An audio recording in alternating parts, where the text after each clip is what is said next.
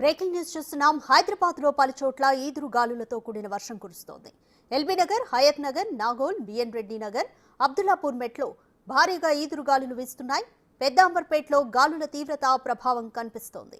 బంగాళాఖాతంలో ఏర్పడిన అల్పపీడనం కారణంగా హైదరాబాద్ లో పలు ప్రాంతాల్లో వర్షం కురుస్తోంది. ఉప్పల్, కాప్రా, అబిడ్స్, సికింద్రాబాద్, మల్కాజ్గిరి, ఉస్మానియా యూనివర్సిటీ ప్రాంతాల్లో భారీగా వాన పడుతోంది.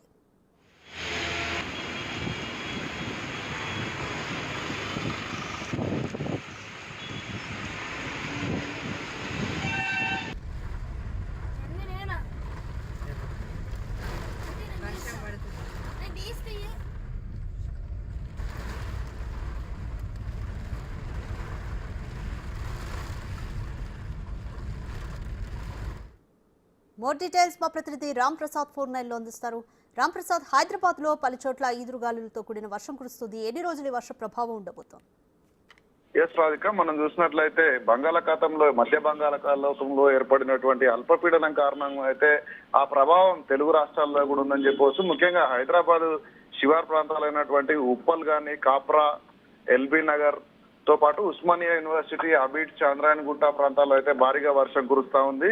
గత గంట సేపటి నుంచి కురుస్తున్నటువంటి భారీ వర్షానికి రోడ్ల మీద భారీగా వరద నీరు చేయడంతో పాటు ఇక్కడ ఉన్నటువంటి ప్రజా జీవన రవాణా కూడా మొత్తం స్తంభింది అని చెప్పవచ్చు. ఎందుకంటే భారీగా కురుస్తున్నటువంటి వర్షాలు అయితే వాహనాలు ఎక్కడెక్కడ నిలిచిపోవడం జరిగింది.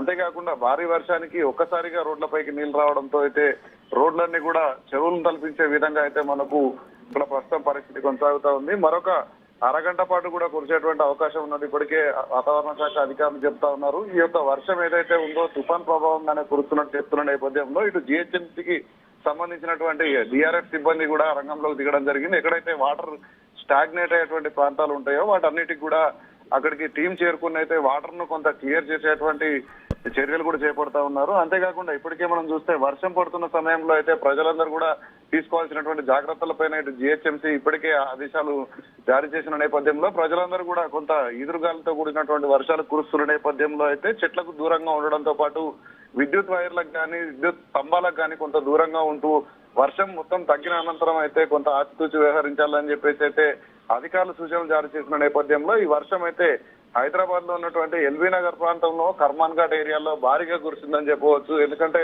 ఆ యొక్క రెండు ప్రాంతాలలోనే అత్యధిక వర్షపాతం నమోదైనట్లు ఇప్పటికే వాతావరణ శాఖ అధికారులు